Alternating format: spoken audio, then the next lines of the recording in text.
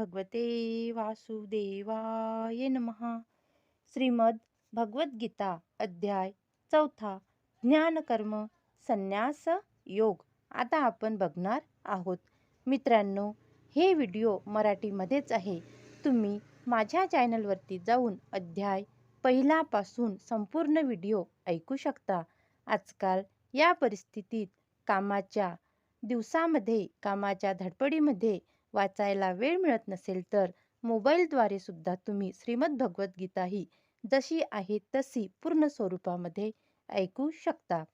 चॅनलला तुम्ही सबस्क्राईब करून घ्या आणि व्हिडिओला लाईक करीत चला आणि श्रीमद भगवद्गीतेचे व्हिडिओ हे पूर्णपणे ऐकत चला. मी जरी अजन्मा असून माझ्या दिव्य शरीराचा कधीच नाश होत नाही आणि मी जरी सर्व प्राणी मात्रांचा ईश्वर आहे, तरी प्रत्येक युगायुगात मी माझ्या मूळ दिव्य स्वरूपात अवतीर्ण होतो. कृष्ण भगवंतांनी या श्लोकामध्ये आपल्या जन्माचे वैशिष्ट्य सांगितले आहे. भगवंत सामान्य मनुष्याप्रमाणे दिसत असले तरी त्यांना आपल्या अनेकानेक गतजन्मातील सर्व गोष्टींची आठवण असते. तर सामान्य मनुष्याला आपण काही तासांपूर्वी काय केले याचीही आठवण नसते. एखाद्या सामान्य मनुष्याला विचारण्यात आले की पूर्वीच्या दिवशी नेमके याच वेळेला तू काय केलेस, तर त्याला त्वरित उत्तर देणे कठीण होते. पूर्वीच्या दिवशी याच वेळेला आपण नेमके काय करीत होतो हे आठविण्यासाठी त्याला खचितच आपल्या स्मृतीला बराच ताण द्यावा लागेल आणि तरीही तो वारंवार आपण परमेश्वर किंवा श्रीकृष्ण आहोत असे म्हणण्याचे धाडस करतो. मनुष्याने अशा खोट्या विचारांनी फसवून जाऊ नये. त्यानंतर भगवंत आपल्या प्रकृतीचे अर्थात आपल्या रूपांचे वर्णन करतात. प्रकृती म्हणजेच स्वभाव तथा स्वरूपही होय. भगवंत सांगतात की मी आपल्या स्वतःच्या देहाद्वारे अवतीर्ण होतो. ज्याप्रमाणे सामान्य जीव एका देहानंतर दुसरा देह धारण करीत असतो, त्याप्रमाणे भगवंत आपले देहांतर करीत नाहीत. बद्ध जीवाला वर्तमान जन्मामध्ये एका प्रकारचे शरीर असते, पण पुढील जन्मात त्याचे निरनिराळ्या प्रकारचे शरीर असते. भौतिक जगतात जीवांचे ठराविक असे शरीर नसते, तर तो एका शरीरातून दुसऱ्या शरीरात स्थानांतरण करतो. परंतु भगवंत असे देहांतर करीत नाहीत. ते अवतीर्ण होताना आपल्या अंतरंग शक्तीद्वारे मूळ देहामध्येच अवतीर्ण होतात. दुसऱ्या शब्दात या भौतिक जगतात श्रीकृष्ण द्विभुज वेणुधारी मूळ शाश्वत रूपात अवतरित होतात.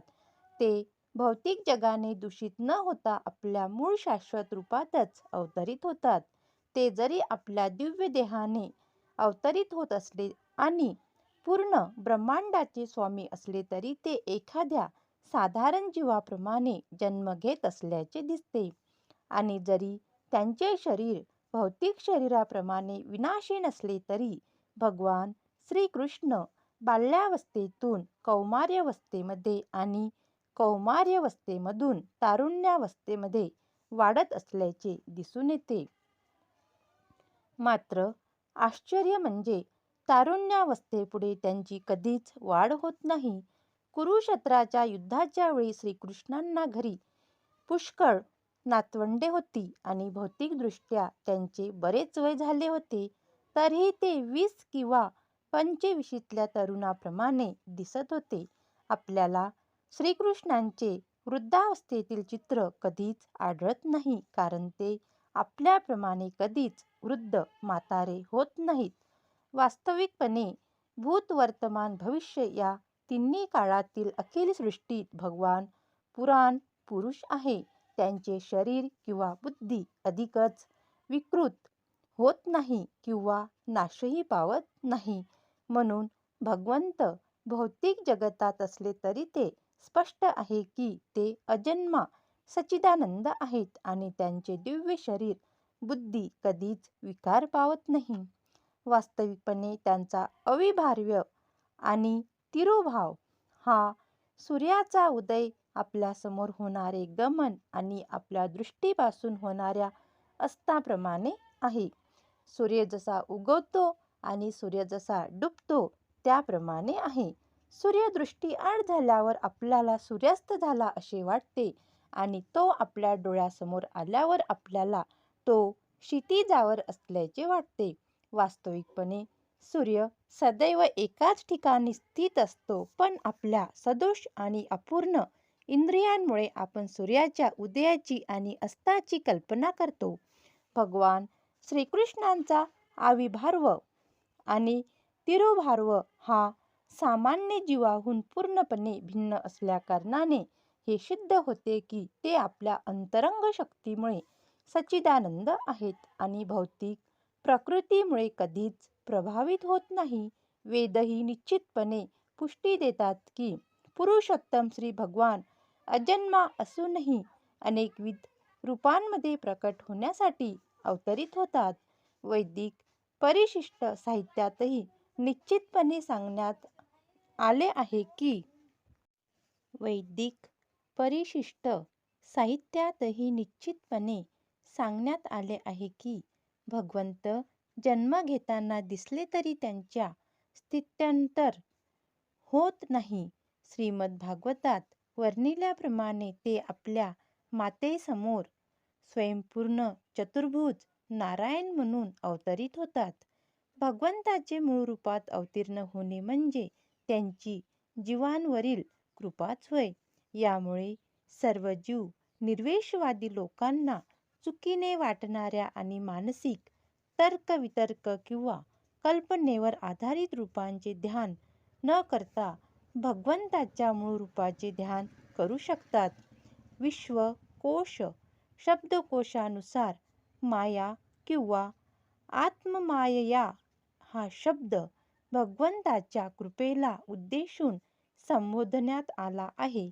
भगवंतांना आपल्या सर्व पूर्व आविर्भाव आणि तिरोभावांचे ज्ञान आहे, पण सामान्य जीवाला दुसरे शरीर प्राप्त होताच आपल्या पूर्व शरीराविषयीच्या सर्व गोष्टीचे आठवण राहत नाही.